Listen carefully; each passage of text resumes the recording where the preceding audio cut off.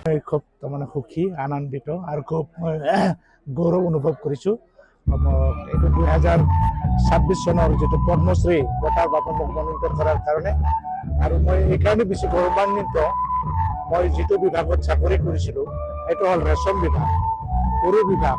গতিকে সেই সৰু বিভাগত কাম কৰি মোক যিটো স্বীকৃতি দিলে ভাৰত চৰকাৰে, তাৰ বাবে মই প্ৰথমতে ভাৰত চৰকাৰক ধন্যবাদ জনাইছোঁ।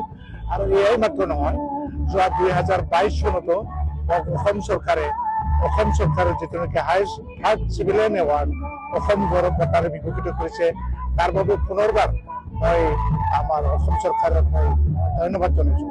আৰু ধন্যবাদ জনাম আপোনালোকৰ নিচিনা মিডিয়া, এইটো ইলেক্ট্ৰনিক মিডিয়াই কওক বা প্ৰিণ্ট মিডিয়াই কওক, আপোনালোকে যদি মোক যদি দৃষ্টিগোচৰ নকৰালেহেঁতেন চৰকাৰৰ ওচৰত মই কি কৰিছোঁ কি কৰা নাই, সেইবোৰ গোটেইবোৰ আপোনালোকে প্ৰচাৰ কৰিছে কাৰণে চৰকাৰৰ দৃষ্টিগোচৰ হৈছে। আৰু যাৰ বাবে মই এই বঁটাৰ বাবে মনোনীত হৈছোঁ। আৰু এইকাৰণে মই বেছি আনন্দিত হোৱা বুলি কৈছোঁ এইকাৰণে যে এই সৰু ডিপাৰ্টমেণ্ট মই ডক্টৰ যোগেশ দেউৰীৰ লগত এই ৰেচম শব্দটো আমাৰ এৰী মুগা অসমৰ এটা স্বাভিমান, আমাৰ জাতীয় স্বাভিমান, সেইটো যে এটা ওপৰ লেভেললৈ উঠাই আনিছে সেইটো বাবে ধন্যবাদ জনাইছোঁ। আৰু মই যোৱা 2021 চনত মই অৱসৰ গ্ৰহণ কৰিছোঁ। সুদীৰ্ঘ 11 বছৰ মই সঞ্চালক হিচাপে আছিলোঁ বডোলেণ্ড টেৰিটৰিয়েল কাউন্সিল কোকৰাঝাৰত। আৰু মই এই বঁটা পাবলৈ সক্ষম হৈছোঁ এইটোৰ কাৰণে কিছুমান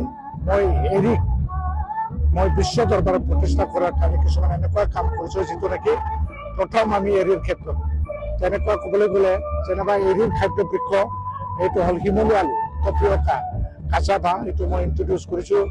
আৰু গোটেই চিল্কৰ এক্টিভিটিছক লৈ মই কোকৰাঝাৰত এটা বডোলেণ্ড চিল্ক পাৰ্ক বুলি এটা চিল্ক পাৰ্ক প্ৰতিষ্ঠা কৰিছোঁ, যিটো নেকি বিশ্বত ক'তো এনেকুৱা চিল্ক পাৰ্ক নাই। গতিকে সেইটোৰ কাৰণে হয়তো বহুতে কিবা কৰিছে, দৃষ্টিগোচৰ হৈছে চৰকাৰৰ। আৰু সেইটোৱে নহয়, এৰী ক'বলৈ গ'লে বিশেষকৈ আমাৰ উত্তৰ পূৰ্বাঞ্চলতে বেছি প্ৰাধান্য। আৰু এই এৰীক মই ইণ্টাৰনেশ্যনেল লেভেললৈ নিবৰ কাৰণে মোৰ কিছুমান ডাইলগ আছে।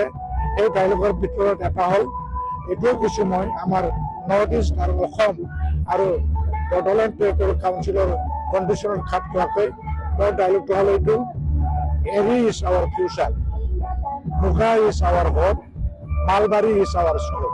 কিয় কৈছোঁ, ভাৰতবৰ্ষৰ ৰেচম বুলি ক'লে বিশেষকৈ আমাৰ মালবাৰীৰ ওপৰত। গতিকে আমাৰ উত্তৰ পূৰ্বাঞ্চলত মালবাৰী কমকৈ কৰে, কিন্তু স্কোপ আছে। কিন্তু আমাৰ প্ৰাধান্যটো হ'ল এৰী আৰু মুগাৰ ওপৰত। গতিকে সেইটো কাম মই বিশ্ব দৰবাৰত নিয়াৰ কাৰণে এই ডাইলগেৰে লৈ গৈছোঁ। আৰু আমাৰ লোকেলি এইটো আমাৰ জাগৰণ আনাৰ কাৰণে মই কি কৰিছোঁ, প্ৰতি বছৰে মে' মাহৰ 1 তাৰিখে এৰী দিৱস পালন কৰিছোঁ।